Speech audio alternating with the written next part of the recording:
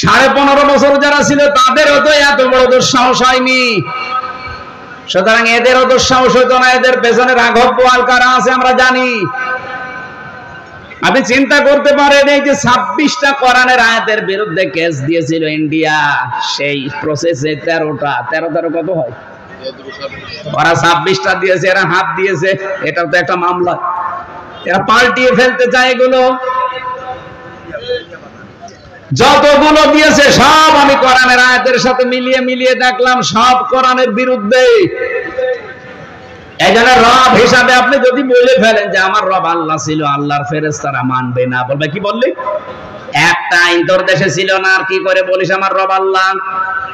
2 নম্বরের প্রশ্নটাও রাজনৈতিক। অমা দিন ওকা, তোমার দিন কি, জীবন ব্যবস্থা কি? দিন মানে শুধুমাত্র ধর্ম না, দিনেরও 17টা অর্থ আছে। আমি আর এই কিতাবের ভেতরে আমি লিখে রেখেছি দিনের 10টা অর্থ করেছি। আল্লাহ বলেন নিশ্চয় যারা ইউজুনা, আযা মানে কষ্ট দেওয়া, ইউজু এটা মুজারি বর্তমান ভবিষ্যৎ প্রেজেন্ট ফিউচার। রব্বুল আলামিন এখানে 2টা কাল সমন্বয় করে শব্দটা বানিয়েছেন। নিশ্চয় যারা কষ্ট দিচ্ছে আল্লাহ এবং রাসূলকে, এবং সামনেও দেবে না, কিছু লাগবে না। লানাহুমুল্লাহু ওয়া রাসূলুহু, লানাহুমুল্লাহ, আল্লাহ বলেন আমি নিজে লানত করি, বরদোয়া দেই। ফিদ দুনিয়া ওয়াল আখিরাহ, দুনিয়া এবং আখিরাতে। ওয়া আদালাহুম আযাবাম মুহিনা, আর তাদের জন্য অপমানজনক শাস্তি আমি আল্লাহ রেডি করে রাখি। এই 54 বছরে যেহেতু আল্লাহর বিধানটা জমিনে কায়েম হয়নি, আল্লাহর কষ্ট হচ্ছে না? এক কথা বলেন না কেন? জমিনের মালিক যিনি, বিধান দিয়েছেন তিনি, তার বিধান আজ পর্যন্ত এদেশে 54 বছরে আমরা 92% মুসলমান দাবি করার পরেও কায়েম করতে পারি নাই। আপনার কাছে, নিজের কাছে জিজ্ঞাসা করে দেখেন যে আল্লাহর কষ্ট হচ্ছে কিনা।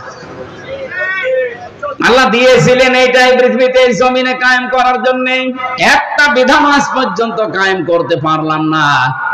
আমরা যেগুলো নিয়ে বাড়াবাড়ি করি, বেশি ফতোয়াবাজি করি, একটা প্রশ্নও কিন্তু আল্লাহ কবরে ওই সম্পর্কে জিজ্ঞাসা করবে না।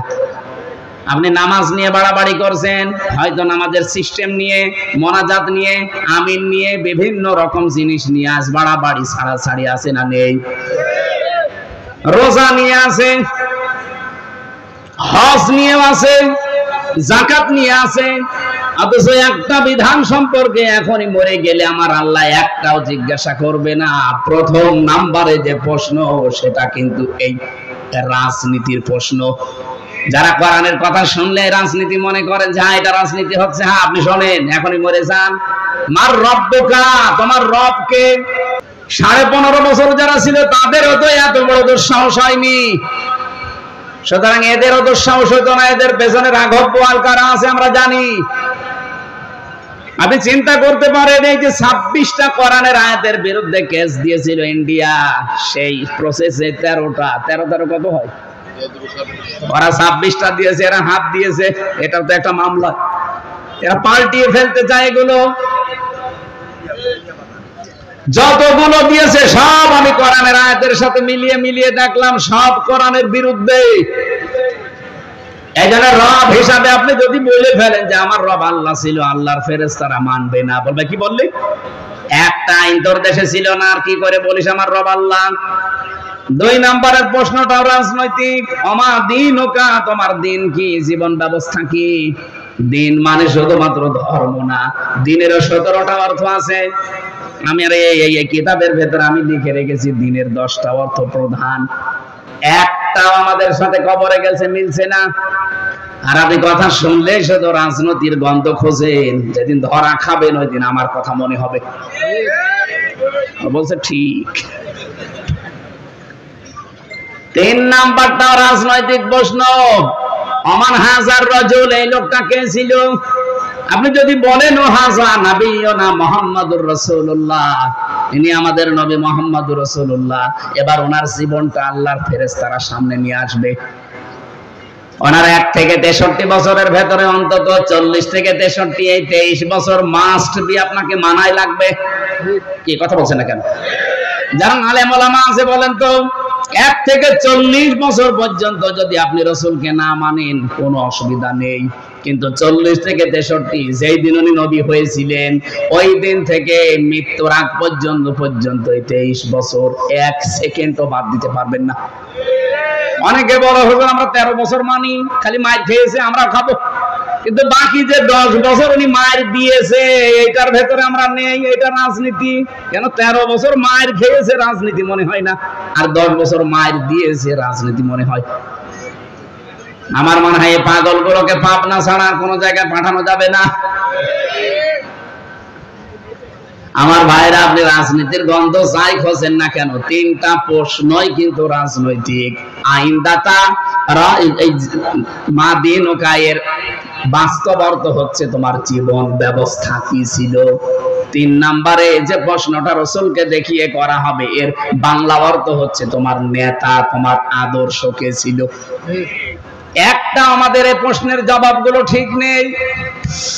ও খুলনাবাসী, যেহেতু আমার বিভাগের মানুষ আপনারা, একটু ভালোবাসি বেশি আপনাদেরকে, বারবার আহ্বান জানাই আমি একেবারে সরাসরি বাংলা ভাষায়, আসেন আমরা এই 3টা প্রশ্নের জবাব একটু ঠিক করে নেই।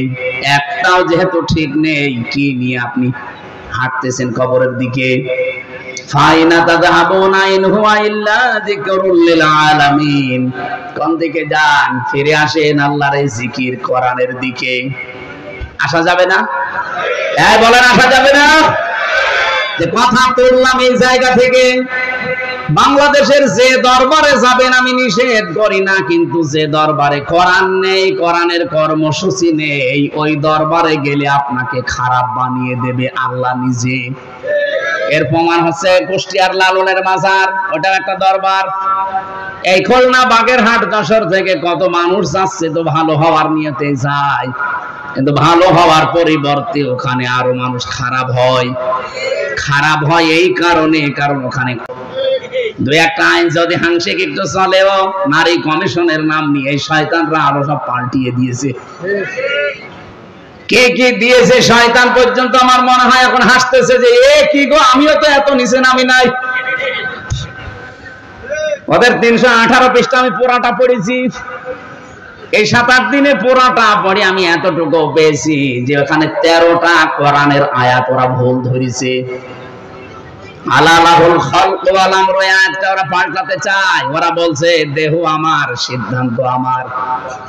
অথচ আল্লাহর কোরআন জানিয়েছে সূরা আরাফের 54 নম্বর আয়াতের যা মাঝের অংশে আছে, আলালাহুল খালক ওয়াল আমর, এই পৃথিবী বানিয়েছি আমি, এখানে সিদ্ধান্ত চলবে কার? তা আপনি আয়াতটা পুরো পাল্টিয়ে দিলেন।